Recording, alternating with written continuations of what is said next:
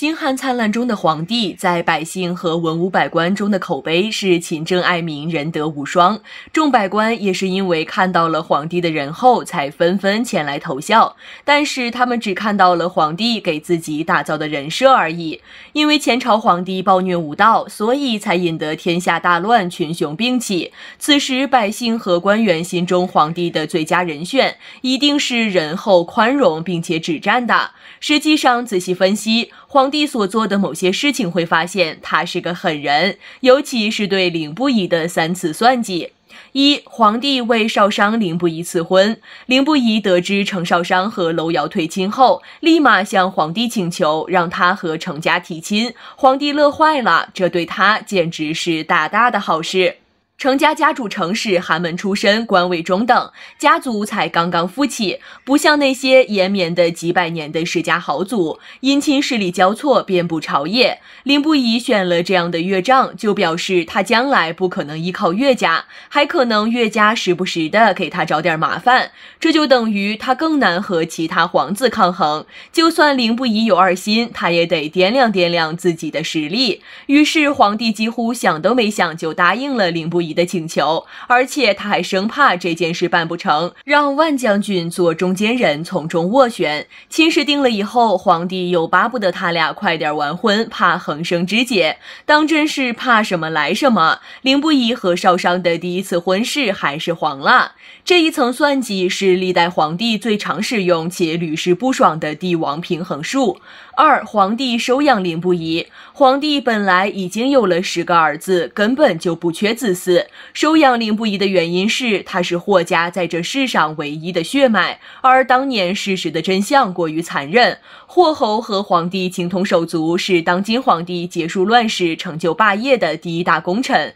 可以说，没有霍侯就没有当今皇帝的称帝。可惜霍侯为了配合皇帝的军事战略，霍氏全族因为霍侯死守城池而死，而凌不疑的母亲霍君华就是霍侯的亲妹妹，而霍君华嫁给了凌侯。但皇帝到了凌不疑复仇时才知道，其实凌不疑根本不是凌侯的亲生儿子，他其实是霍侯的亲生儿子，而他原本的名字叫做霍无伤。当年霍氏全族被灭门的真相是，凌侯趁霍侯受伤不备杀死了他，且伙同几个弟弟灭了霍侯全家，包括老幼妇孺，甚至打开城门迎接敌军入城。若不是援军及时赶到，城池必然失守。但是霍君华和凌不疑却失踪了，真相是霍君华暗中发现了丈夫凌不疑的阴谋，而他的亲生儿子凌不疑阴差阳错穿上了霍无伤的衣服，被射死在乱军中。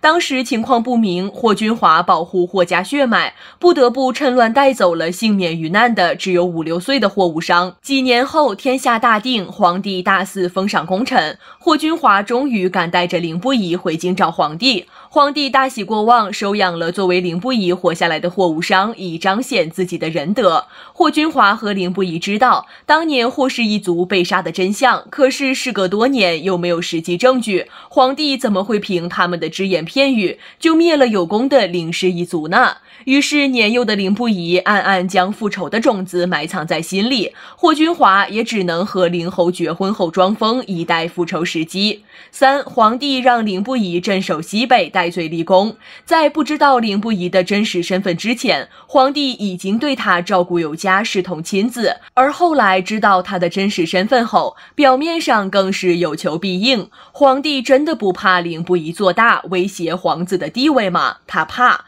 凌不疑立了很多功劳，皇帝赐了凌不疑很多金银财宝，也封了他不少官职，但是手里却没有多少军权。凌不疑正因为看清楚了皇帝的真面目，他知道哪怕铁证如山，皇帝都不会下狠心处置凌氏一族，最多杀掉几个罪魁祸首。而时隔多年，证据已经再难收集，他只好自己动手。所以凌不疑最后要为霍家复仇的时候，没有兵权的他不得已假传太子的命命令调动兵马。太子平时对凌不疑十分信任，和皇上相比才是真正的善良仁厚，但也十分平庸，不堪为地。太子几乎把一应事务全权交给凌不疑处理，所以等他知道一切的时候，已经酿下大错。凌氏一族除了老幼妇孺，几乎被全部诛杀。知道真相后的皇帝最终原谅了凌不疑，重拿轻放，罚他去西北边关镇守7年，不得回京。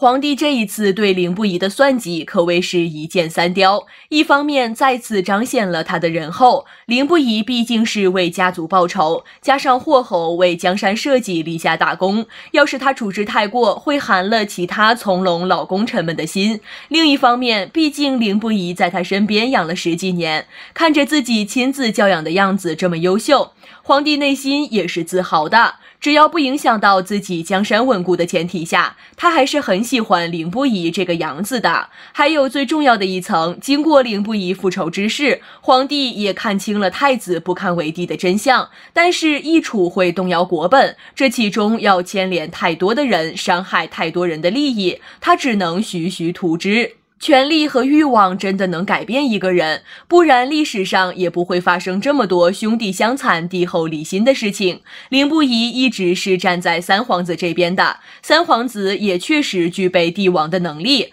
如果三皇子在这个过程中等不及了，要联合凌不疑陷害太子，太子怎么可能招架得住？要是两人野心再大一点，直接逼宫，连皇帝自己也杀了怎么办？所以他故意将凌不疑调离京城，杜绝二人可能联手的隐患。而等到凌不疑回京的时候，皇帝已经废后，立岳贵妃为皇后，太子已经不是嫡长子，加上太子本来也不愿意做这个皇帝，在前皇后的建议下，自请辞去了太子之位，三皇子顺理成章继承了太子之位。皇帝用最小的伤害，兵不血刃地处理好了这件一处大事，又保全了自己的儿子。从做皇帝的角度来说，他的确是难得的好皇帝。